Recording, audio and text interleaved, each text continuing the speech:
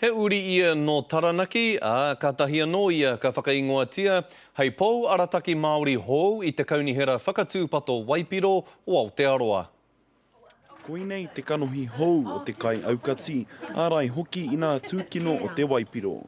Ko te menui ki te tukuna tu te mātauranga ki te wānau.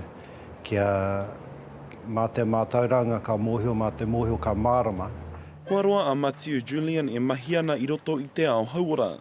E rua tau ki muri i whakawhiwhia ia ki tētahi tohu apa mā reikura mo ana mahi hauora ki waina i ngā hapori Māori.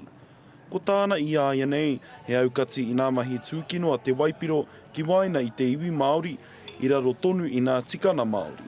Tautoko i a rātau ki te akeaki i te wānau, ki te wakapakari i a rātau anō, ki te mōhio heaha ngā mea nui mā rātau, kia whaia i te kahurangi.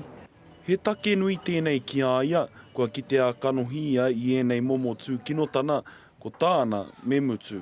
Kua kite e au e te heo e rā mahi tūkino, i a rātau e haere ki rungi ngā huarahi, i a rātau i inuana, me ngā āhuatanga katoa o taua mahi o te inu. Enari e hara māna anake tēnei raruraru e whakatika, enari mā te katoa. Kei ia wānau te tikanga, kia ako kia whakatikutika, kia wānanga. Nō reira, ka tai e tātou te wai te huarahi papai o te wānau. He whai i te whakatauki, e hara taku toa i te toa takitahi, enari he toa takitini. Rāpara tāwhai te karere.